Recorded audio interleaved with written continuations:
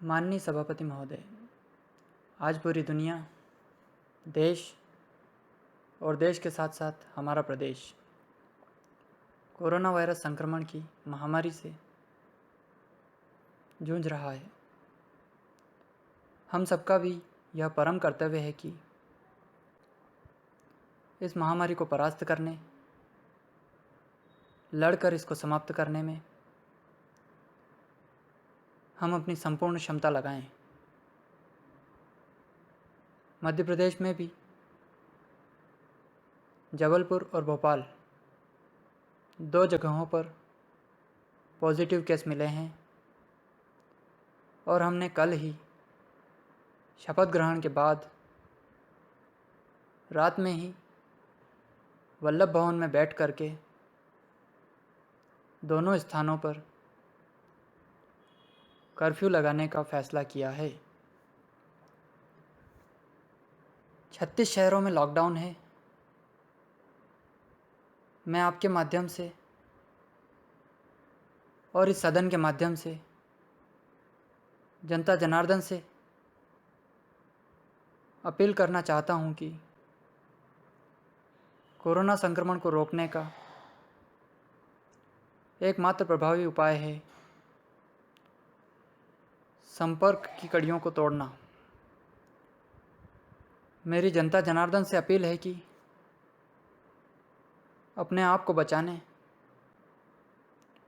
अपनों को बचाने, इस महामारी को नियंत्रित करने के लिए कृपया करके वह अपने घरों में रहें।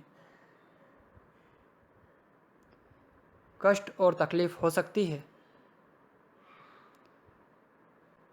लेकिन इसके अलावा और कोई उपाय नहीं है। कोरोना वायरस संक्रमण से निपटने का हर संभव उपाय सरकार करेगी। मैं माननीय सदस्यगणों से भी निवेदन करता हूं कि आप भी अपने प्रभाव का उपयोग करके जनता को एजुकेट कीजिए, फ़ोन से जनता के संपर्क में रहिए और जनता को यह विश्वास दिलाइए कि संकट है, लेकिन इससे निपटने में हम लोग सक्षम हैं। हम कोरोना वायरस से लड़ेंगे और जीतेंगे। हर हाल में हम जीतेंगे, लेकिन कुछ सावधानियां ज़रूरी है और इसके लिए कुछ कड़े कदम भी उठाने पड़ेंगे। उन कदमों को जनता का समर्थन मिले, सहयोग मिले। मुझे खुशी है कि हमारे यशस्वी प्रधानमंत्री श्रीमान नरेंद्र मोदी जी ने दिनांक 22 तारीख को जनता कर्फ्यू का आह्वान किया, जिससे सारी सड़कें सूनी हो गई। प्रधानमंत्री जी के पीछे पूरा देश खड़ा हो गया था। दुनिया में शायद ही किसी नेता के पीछे पूरा देश खड़ा होता है। यह इसका एकमात्र उदाहरण होगा। उन्होंने आह्वान किया कि 5 बजे ताली, थाली एवं शंख बजाएं। तो ताली, थाली और शंखों की अनुगूंज से पूरा देश का आसमान गुंजायमान हो गया और दुनिया आश्चर्यचकित होकर देखती रह गई कि कोई देश ऐसा भी है। मैं प्रधानमंत्री जी का अभिनंदन करता हूं और उनके हर प्रयास में मध्य प्रदेश की जनता और यह सरकार उनके साथ रहेगी। मैं एक बार फिर अपने प्रिय प्रदेशवासियों से